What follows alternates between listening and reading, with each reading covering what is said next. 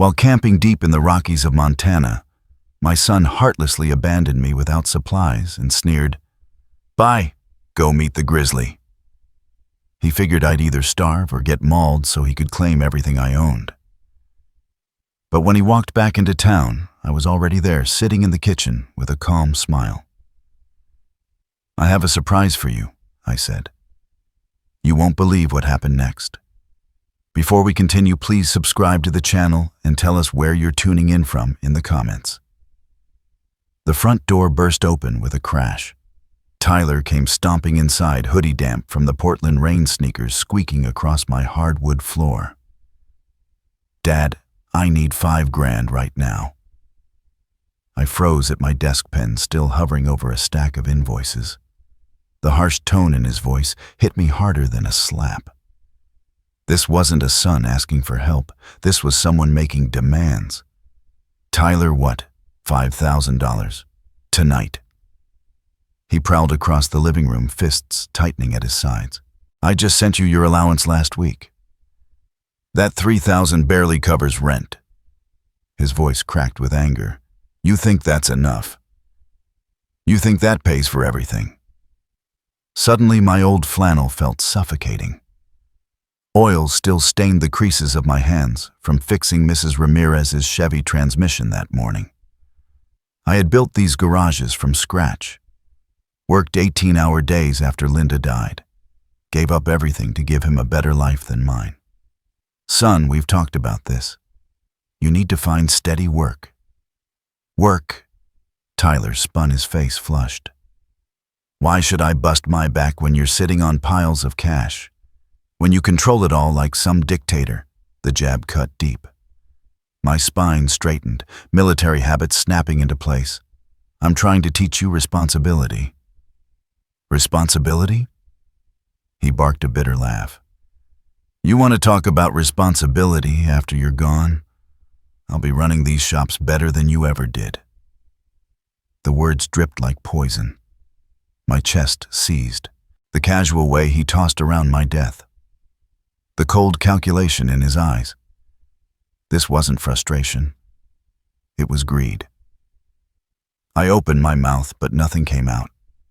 2 decades of raising him alone, sacrificing, praying, he'd grow into a man his mother would have been proud of, all shattered in that moment. Tyler must have seen the devastation on my face. His expression flickered, realizing he'd gone too far. Without another word, he bolted. The slam of the door cracked through the house like a shotgun blast. The family portrait on the mantel rattled Linda's smile, trembling behind the glass. I stood frozen, watching it settle. The silence pressed in on me like a weight. Outside, Tyler's car roared to life and peeled away. I remained rooted at the desk pen, still clenched in my white-knuckled fist, eyes locked on that photo that wouldn't stop its faint shaking. The next morning, I reached up and straightened the frame. Linda's youthful face beamed back, holding 8-year-old Tyler at a Little League game. The memory slammed into me like a punch. Linda's funeral. Tyler beside me in his only black suit, too big for his frame, gripping my hand as I tried not to collapse. The mortgage on the first shop was 3 months past due. Linda's hospital bills had gutted our savings. I'd sworn on her final breath that I'd take care of him, give him every chance she never had. By Thursday, I found myself pulling out dusty photo albums. Each page revealed another sacrifice I'd buried. Tyler's private school, $40,000 a year, because Linda insisted her son deserved more than the local public district. His years at Oregon State, complete with the dorm life he demanded. The Honda Accord I handed him at graduation, $18,000 in cash, because he refused a used car. I traced a picture from his 16th birthday. Even then, something hollow lingered in his eyes. While other teens flipped burgers or bagged groceries, Tyler gamed through summer, living off the monthly stipends I kept excusing as investments in his future. The pattern screamed at me now, laid out in photographs spanning decades. Every bailout, every time I threw money at a problem, had chipped away at who he could have been. I told myself I was being a good father. Instead, I'd raised a stranger, who saw my death as nothing more than a business opportunity. Saturday night, I sat alone in Linda's old recliner, the one I never had the heart to replace. She would have seen this coming. She always read people better than I ever could. She would have pushed him to stand on his own 2 feet, made him work for every dime. I failed her. I whispered into the empty house. The truth sank into me like a cold January wind. For 20 years, I'd tried to buy Tyler's affection, trying to fill the hole his mother left behind. Every check I wrote had been a flimsy patch over my own guilt, my own shortcomings. I convinced myself that paying for his life was the same as raising him. Sunday morning, I slid the photo albums back onto the shelf and settled at my desk. My hands trembled as I reached for pen and paper, but old military training steadied my breath. I had to think straight now, prepare for outcomes I never wanted to face.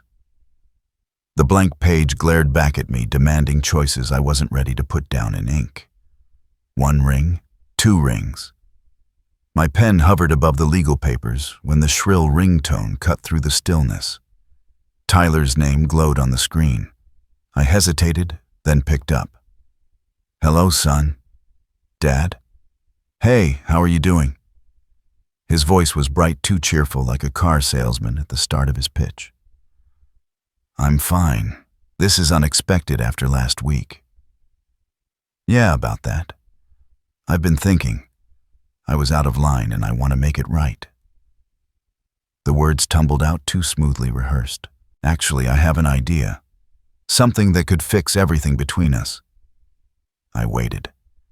Military instinct taught me the strength of silence. "Let's go camping in Alaska, Denali National Park. Just you and me like when I was a kid, remember?" The suggestion blindsided me. Tyler hadn't touched the outdoors since his teenage years. "That's sudden." I know. But here's the deal. My friends bailed last second, and I've got these tickets just sitting here. Everything's already paid for. Flights, permits, gear. It all expires tomorrow if we don't use it. My grip on the phone tightened. The urgency felt staged, like a script designed to rush me into agreement. "Tyler, when have you ever planned a camping trip? Come on, Dad. Remember when you taught me to track animals, how to spark a fire in the rain? You always said the wild shows what a man's really made of." The memories twisted something in me. Those were better days, before Linda's death, before I started solving problems with money instead of time. This could be our chance. Tyler pressed his voice, dropping into something that sounded almost sincere. "To find what we used to have. No noise, no city, just us. Father and son in God's country." I shut my eyes, caught in the tug-of-war between instinct and longing. Every logical part of me screamed caution. The timing, the sudden interest, the too-perfect excuse about canceled friends, it all reeked of planning. But buried beneath suspicion was a deeper ache. What if this was real? What if he truly wanted to rebuild? "The flights leave March 25th, Tyler added quickly. "Seattle to Anchorage. Then we drive to the park. 5 days in the wilderness. Just like old times." 5 days, I repeated under my breath. "Dad, please. The tickets are about to burn, and this might be our last shot to fix us." The silence dragged long between us. My eyes dropped to the desk, to the stack of legal forms spread before me. Papers meant to guard against the very outcomes I prayed never came. "All right." The words left my mouth before I could stop them. "Let's do it." "Really? That's awesome. I'll text you the flight details. Meet me at SeaTac departure gate. This is going to be great, Dad." "You'll see." The call ended abruptly. I lowered the phone, hand trembling. Outside, Portland's endless drizzle painted streaks down the glass. I looked again at the papers on the desk, then at the pen still clutched in my fist. Hope and preparation both felt like betrayal. 3 days later, I folded the documents and tucked them into the hidden pocket of my duffel. They weighed heavier than paper should. At SeaTac, Tyler bounced on his heels by gate C12, grinning like a teenager. His backpack was brand new price tags still dangling from the zippers. When he spotted me coming, his grin stretched unnaturally wide. "Dad, perfect timing. They just called for boarding. You seem excited." I studied his face, noticing the faint twitch in his left eye. My military training had sharpened my ability to read nerves, to separate genuine enthusiasm from something rehearsed. Why wouldn't I be father-son adventure in the last frontier? He swung his pack onto his shoulder with more effort than he meant to show. "When's the last time we did something like this?" On the first flight, he talked endlessly about fresh air, wilderness photography, reconnecting with nature. But his phone stayed glued to his hand, checked far more than you'd expect from someone eager to disconnect. I shared survival lessons from my Navy Day show to read shifting skies, find food among wild plants, navigate without GPS. "You really know all this?" Tyler asked, scribbling notes on a napkin. 20 years in the service teaches you to be ready for anything." Something flickered across his expression, admiration on the surface, calculation underneath. During our layover in Seattle, he disappeared 3 separate times, each bathroom break stretching to nearly 20 minutes. From the terminal windows, I watched jets crawl along the gray tarmac Alaska, drawing nearer with every departure. On the final leg, jagged mountain ranges rose below us like broken teeth against the horizon. Tyler pressed his face to the glass, but his reflection showed tension rather than awe. Anchorage greeted us with sharp, cold air and the smell of snow. At the rental desk, I signed for a Toyota 4Runner extra insurance chains for mountain roads.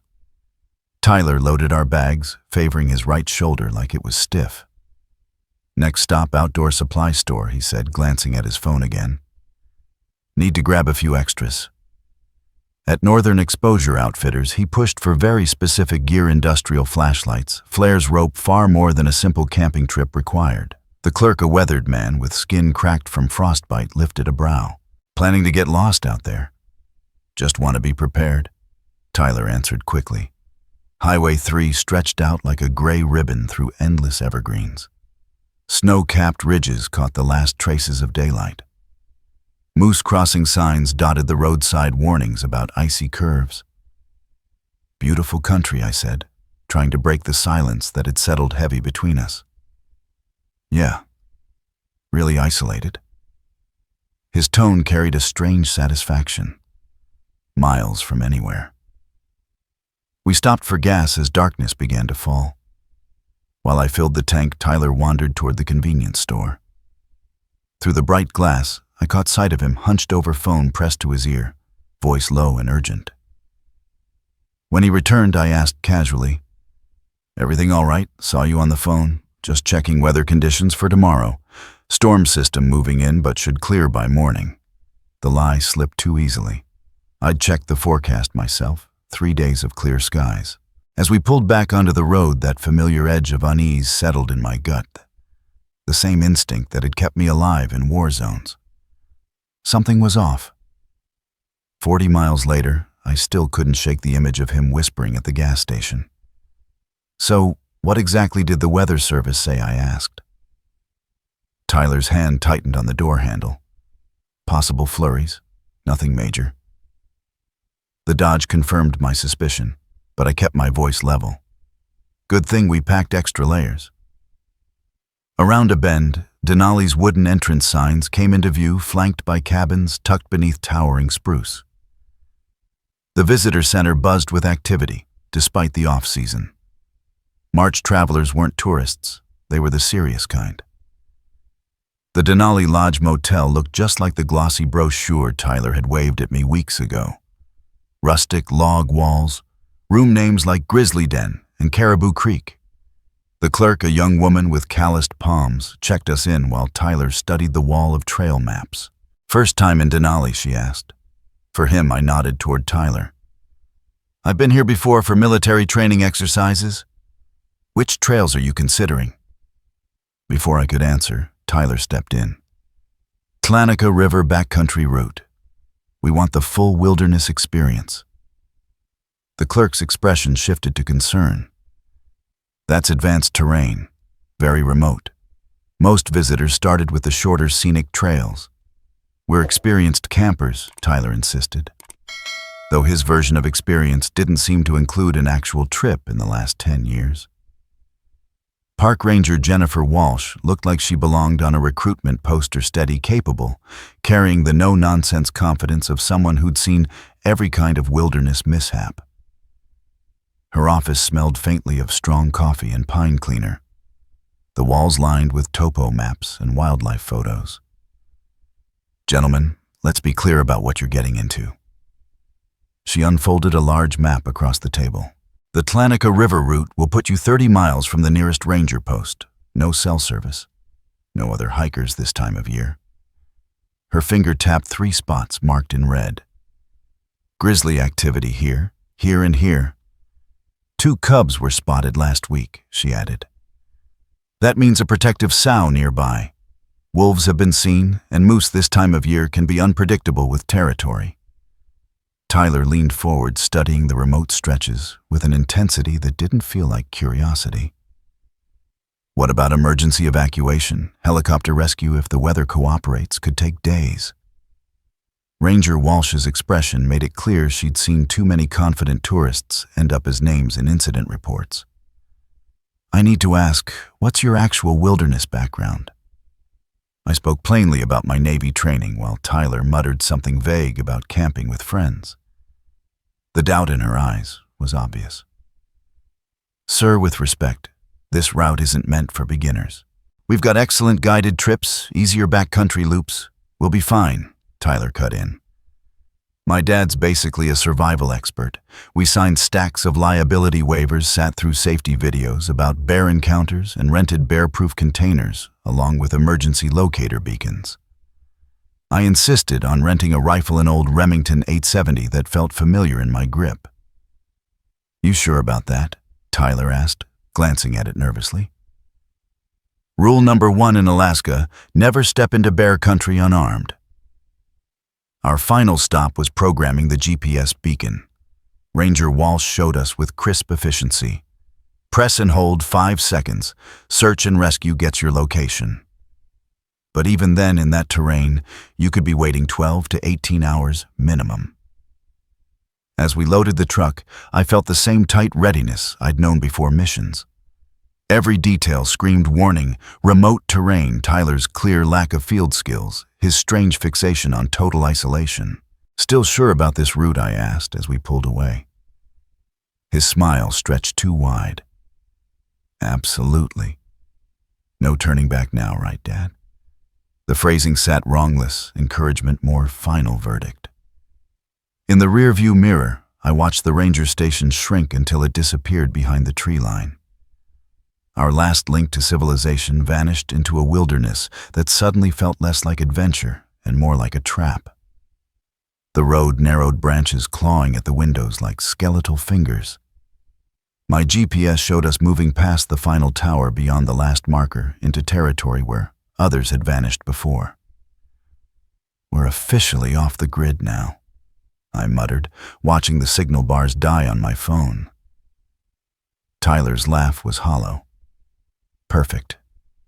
Just us and nature." Mile 23 marked the end of the drivable road. I pulled beside weathered wooden posts that looked eerily like gravestones in the fading light. We unloaded packs, and the difference was obvious. Mine was balanced, the weight evenly distributed from years of practice. His bulged awkwardly with gear he'd never tested. "Jesus, this thing weighs a ton," he grumbled, fumbling with the straps. "Proper packing takes practice." I adjusted them, noticing the wince when I touched his right shoulder. "You hurt yourself." "Old injury. Nothing major." The trail swallowed us quickly, winding through dense spruce where daylight barely filtered through. Moss-covered logs blocked the path, and narrow streams forced careful crossings. Signs of wildlife appeared almost instantly: moose tracks pressed deep into the mud, an eagle's cry overhead, and far off in the distance, the unmistakable echo of wolves. You hear that? Tyler froze mid-step, his face drained of color. Far off wolves howled, maybe 5 miles away. I kept moving but noticed his fear wasn't about wildlife. For a man who insisted on taking this remote route, he seemed rattled by the reality of it. 3 hours of steady hiking led us to a clearing beside a rushing creek, a perfect campsite. Flat ground, fresh water, wide sightlines. Old military instincts kicked in as I scanned for defensive cover and exit routes. Tyler collapsed onto a fallen log. "How much farther do we go?" he asked out of breath. "This is good for tonight. We'll push farther in tomorrow." Setting up camp showed just how green he really was.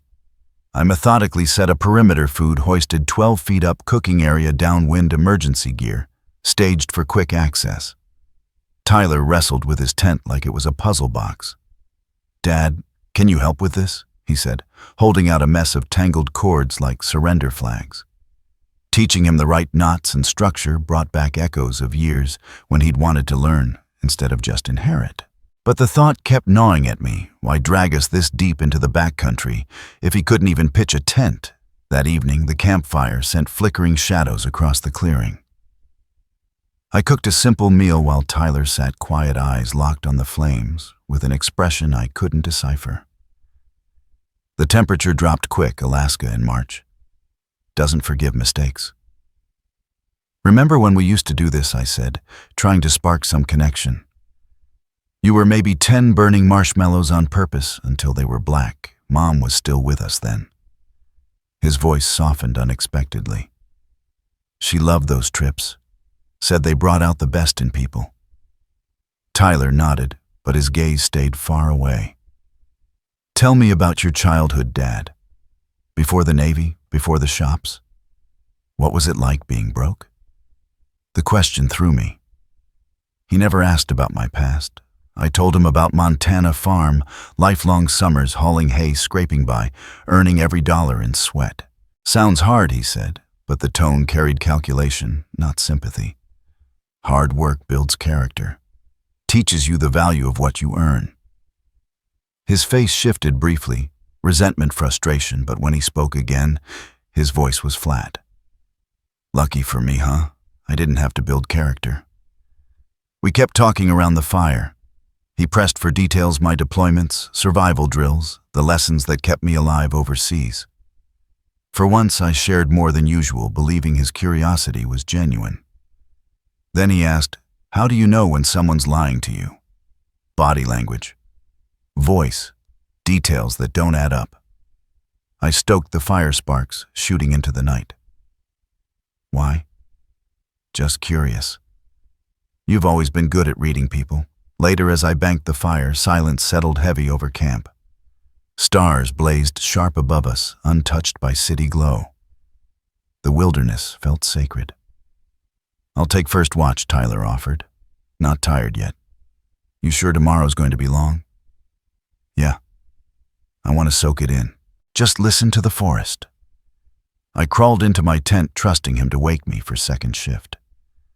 Through the thin nylon walls, I heard him shifting logs, poking the fire, normal camp sounds that should have been comforting. But something itched at me. Tyler had never cared about quiet reflection, never volunteered for night watch.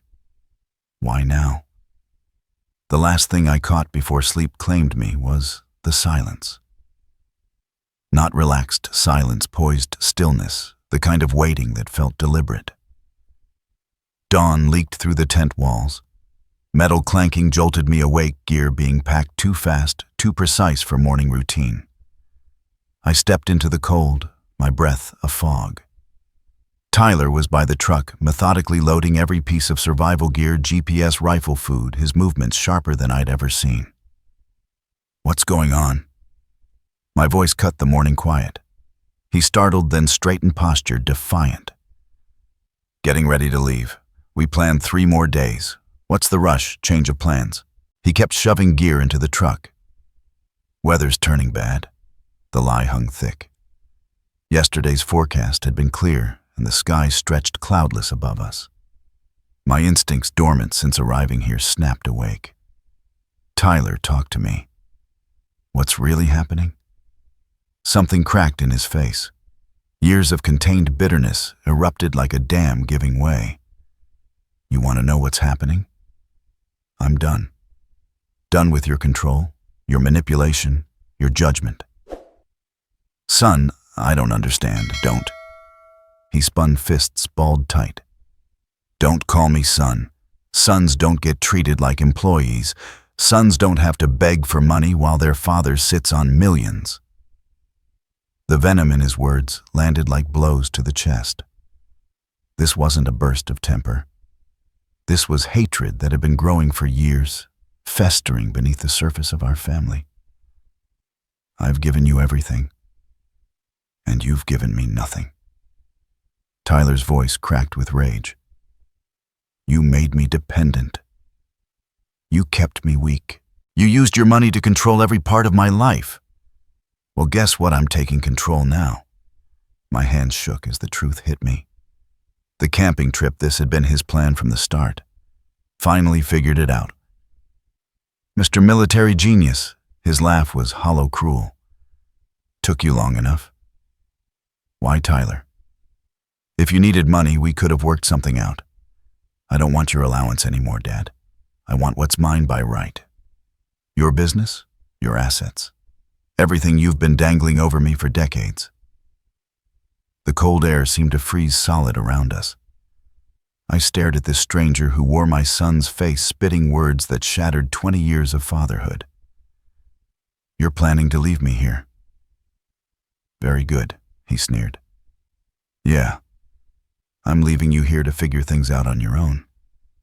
Maybe 30 miles of wilderness will teach you what real dependence feels like. My chest tightened. Tyler, this is bear country. No gear, no GPS. Should have thought about that before you turned me into your puppet. He slammed the tailgate shut. Maybe you'll make it, maybe you won't. Either way, I'll inherit what should have been mine years ago. Please. The word tore from my throat, raw and desperate. Whatever I did wrong, we can fix it. Don't do this. For a heartbeat, something flickered across his face, doubt, or maybe a memory of love. But it was gone in an instant, replaced by something hard and merciless. Goodbye, Dad. He climbed into the truck. Try not to meet the Grizzlies too quickly. I want you to have time to think about what you created. The engine roared. I stepped forward, reaching for him, trying to reason, but he threw it in reverse and pulled away. Through the windshield, I saw only cold calculation. No love, no hesitation. Tyler. My shout echoed across the mountains as the truck disappeared around the bend. The sound of the engine faded, leaving me alone on a dirt road in the heart of Alaska, 30 miles from the nearest human soul. Dust swirled around my boots. Silence swallowed me whole. No voices, no machines. Just the hiss of wind through spruce branches and the sharp cry of a hawk overhead. I stood frozen, trying to process the enormity of what had happened. My son, the boy I had raised, sheltered, sacrificed everything, for it just left me to die. The dust from his truck still lingered when instinct overrode despair. Navy training surged back. Shock was a luxury I couldn't afford, not here, not 30 miles from civilization, not in Grizzly country. I forced my breathing steady, letting discipline take control. Rule 1, assess resources. I patted myself down. Wallet, keys, a small folding knife I'd forgotten in my jacket pocket. No food, no water, no GPS, no beacon. Just the clothes I wore. Rule 2, evaluate the environment. March in Alaska meant nights below freezing. The land around me was dense spruce, no marked paths, complete isolation. Ranger Walsh's warnings rang in my ears, Grizzlies nearby wolf packs, unpredictable weather. Rule 3, survival priorities.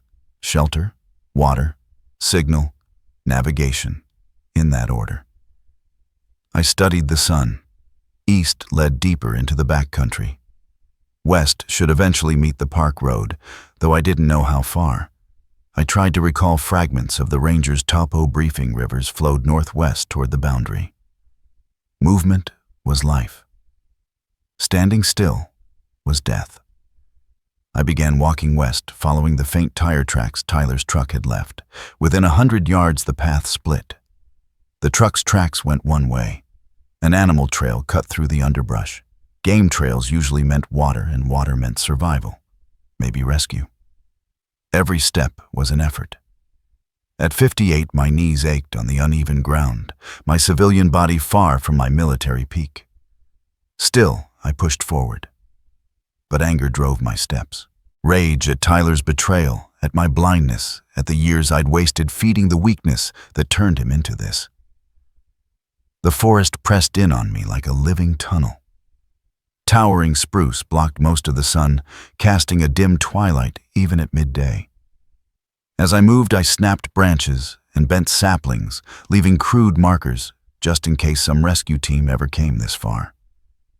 The odds of that felt impossibly slim. Signs of bears were everywhere, deep claw marks etched into bark, enormous paw prints in the damp soil scat that looked alarmingly fresh. I made deliberate noise as I walked, remembering Ranger Walsh's warning about not surprising a bear. The irony burned. My son had stranded me in a situation where a grizzly might not even be my biggest threat. Hours bled away. My mouth grew dry, then painfully parched. The game trail twisted through thick undergrowth, often vanishing completely, forcing me to backtrack and search for where it picked up again. Fatigue settled into my legs, but stopping meant wasting daylight. Then suddenly, I froze. A sound. Mechanical. Rhythmic. Engines, more than one. I stood motionless, ears straining. The noise came from the north, maybe half a mile. ATVs, maybe dirt bikes. Could be hunters. Rangers. Rescue. For the first time since Tyler left me, hope flared in my chest. I changed course, forcing my way toward the sound. Branches clawed at my clothes, slapped my face, but I didn't care. The noise grew louder, definitely ATVs, and they weren't tearing through at high speed. They were moving slow, careful, deliberate. My pulse quickened. The forest opened into a clearing. I stumbled out ragged, scratched out of breath. 4 ATV riders had stopped unpacking for lunch. They looked up in shock at the sight of me emerging from the tree line, clearly out of place in this wilderness. The lead rider, a broad-shouldered man in his 40s, with a weathered outdoorsman's look, cut his engine and strode toward me with concern sharp in his eyes. "Sir, what happened? Why are you out here alone?" My voice came out hoarse, cracked from thirst and stress.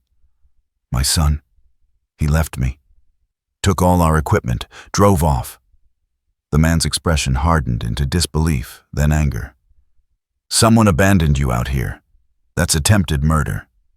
I'm David Harper. My son Tyler brought me camping." I faltered, struggling to explain without spilling every family secret. "He took the truck, all the survival gear, said he was leaving me to die." Jesus. The bearded man pulled off his helmet. Sharp, intelligent eyes studied me, measuring my condition, my words. "I'm Oliver Reed, used to be a park ranger here. These are my friends. We're running a backcountry tour." The others gathered close, their faces registering the same horror anyone who loved the outdoors would feel at hearing about deliberate abandonment in this wilderness. A woman in her 30s pressed a water bottle into my hand. I drank greedily, the cold liquid burning down my throat. How long ago, Oliver asked, his tone all business now. "This morning. 4 hours, maybe." He exchanged a glance with the others. "We need to get you out of here fast. Radio range is garbage down here, but from higher ground we can reach the ranger station." Then he checked his GPS, frowning slightly. "There's something else. If your son took the main road, it'll take him 6 hours minimum to reach Anchorage.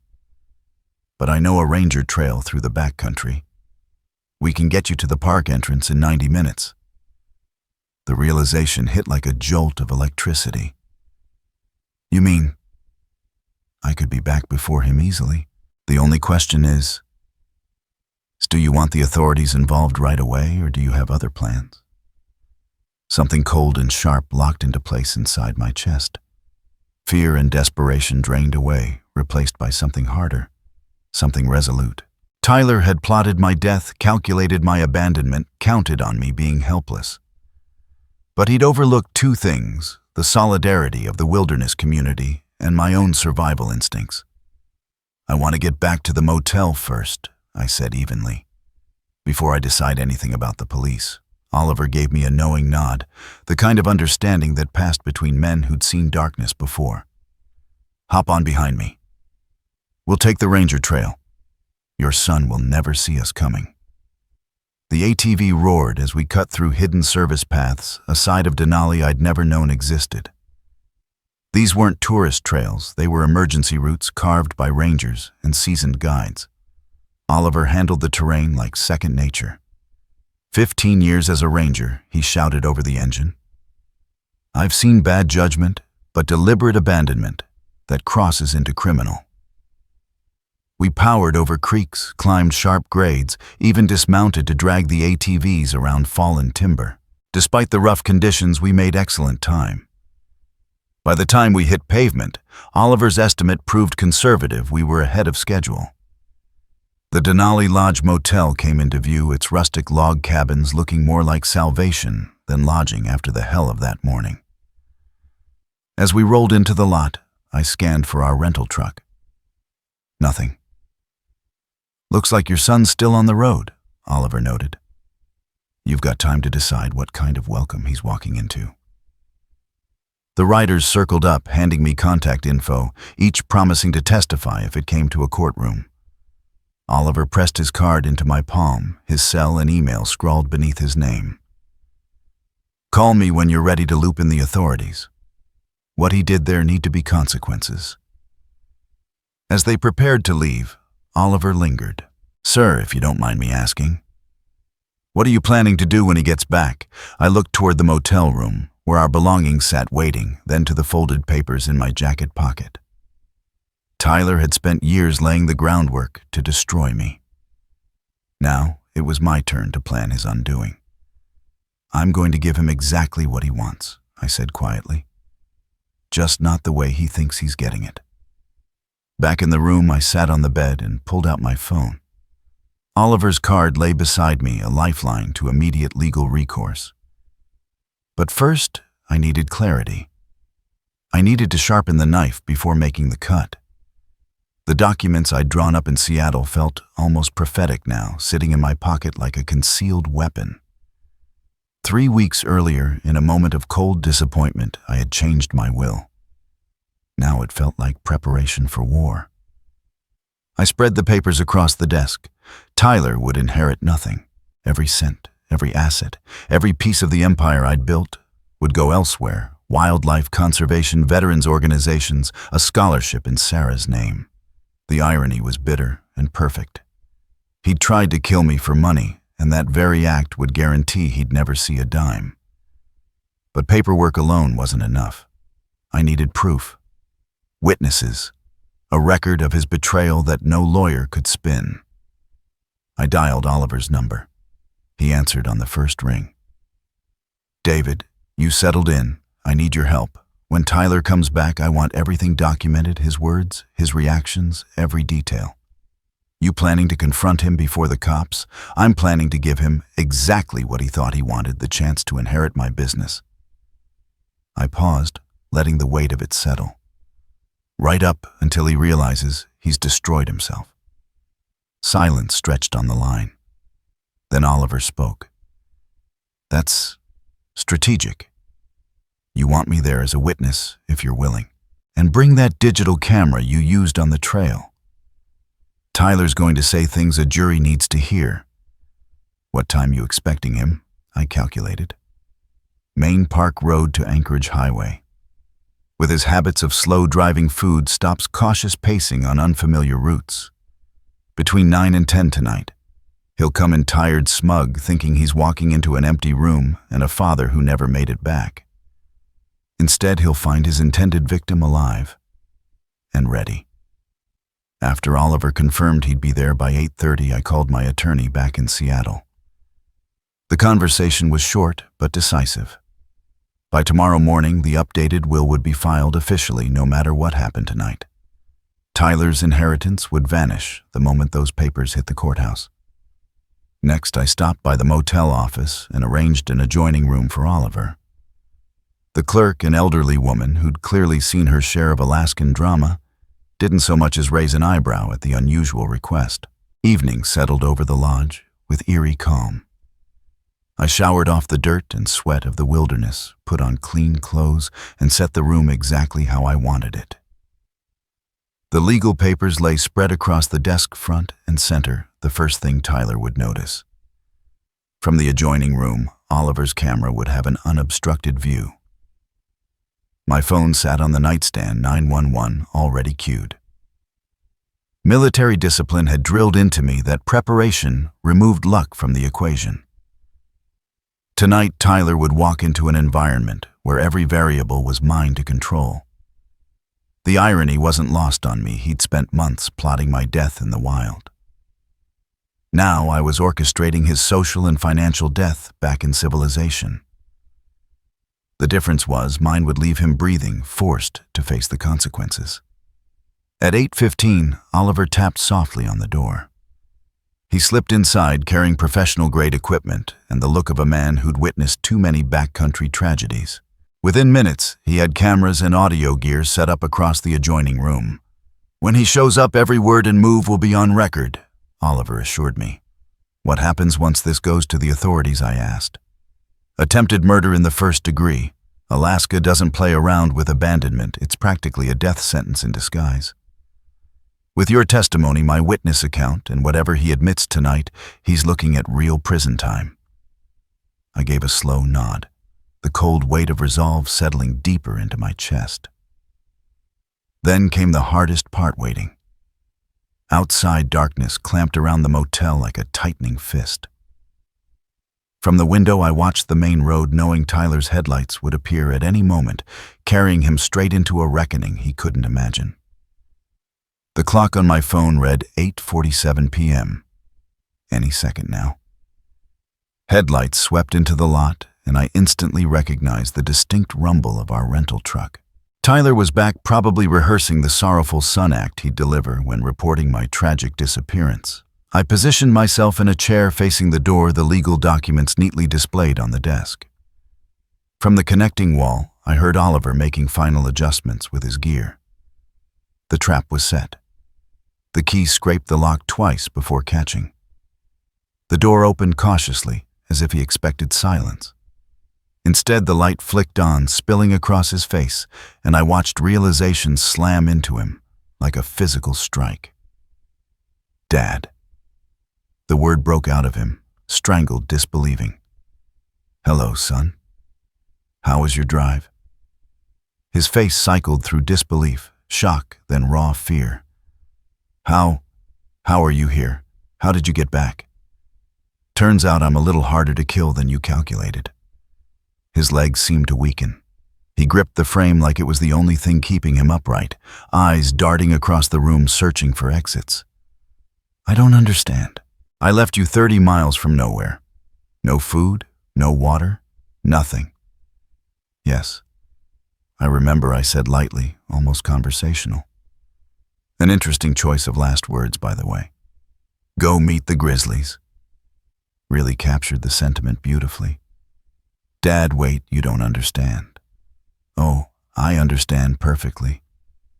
I cut him off, standing slowly. "You brought me to Alaska to murder me for my inheritance. You spent months planning it. Found the most remote place possible. Practiced your grieving act for when the Rangers found my body."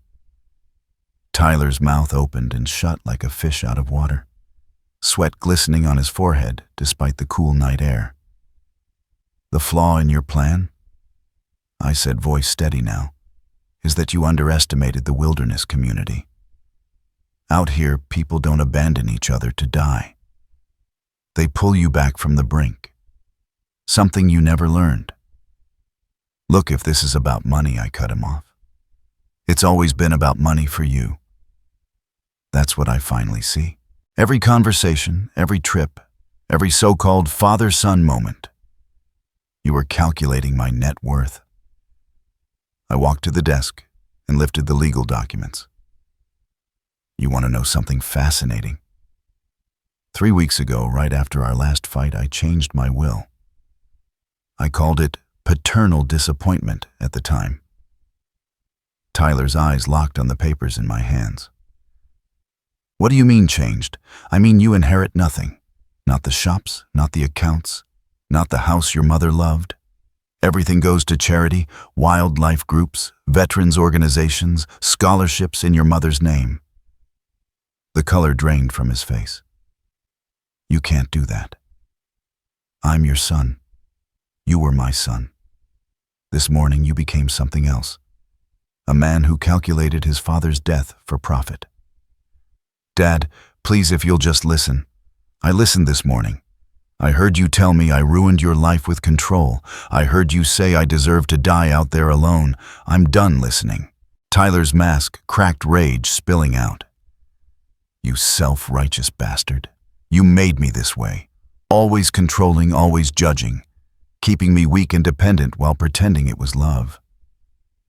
There it is, I said quietly. The real Tyler Harper. You want to destroy me, fine. But don't forget, you created me.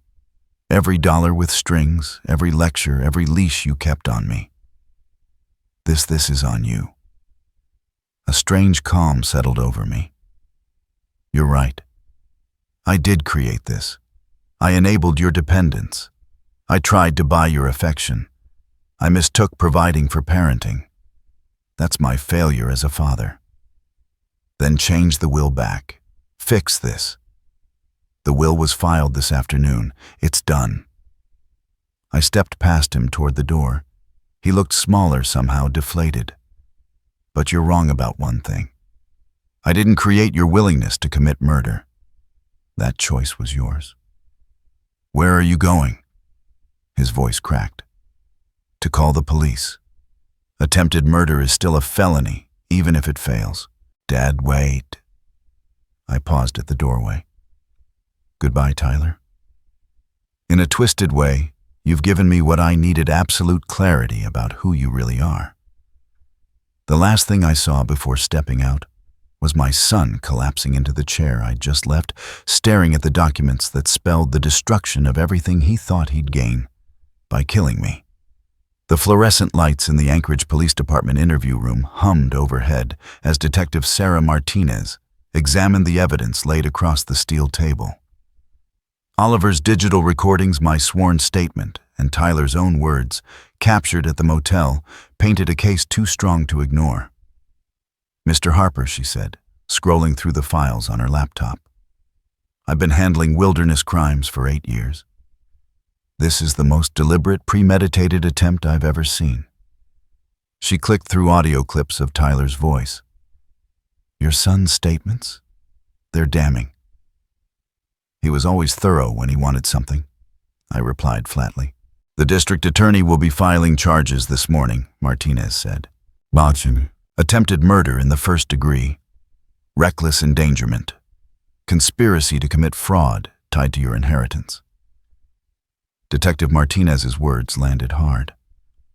Alaska doesn't treat wilderness abandonment lightly.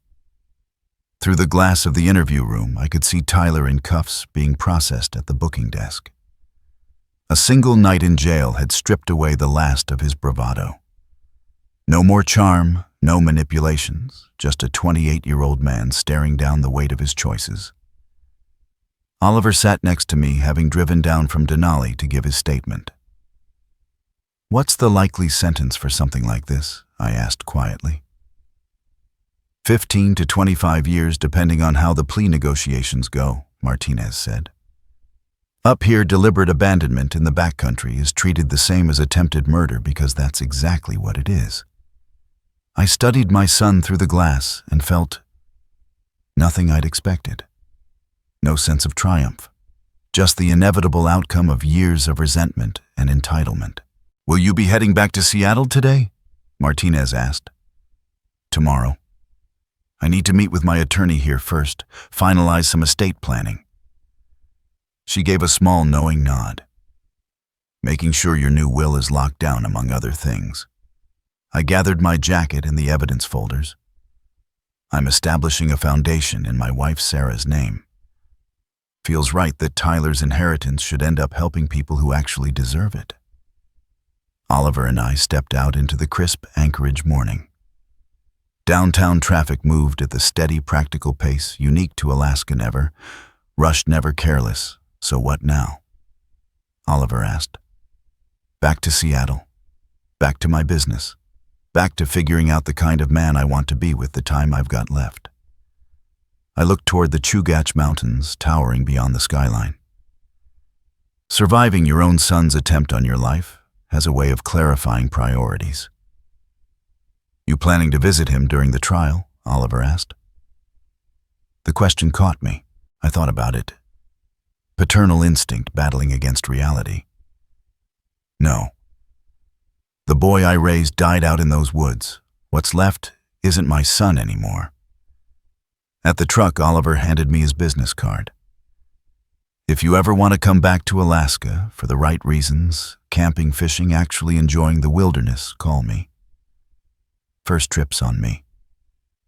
Why would you do that? I asked. Because you lived through something that should have killed you. And instead of letting it turn you bitter, you're turning it into something that helps others. That's worth standing behind. I shook his hand firmly, grateful for this stranger who had become an unexpected ally. Thank you. Really. And thank the wilderness community. You folks take care of your own. As Oliver drove off, I pulled out my phone and called my Seattle attorney.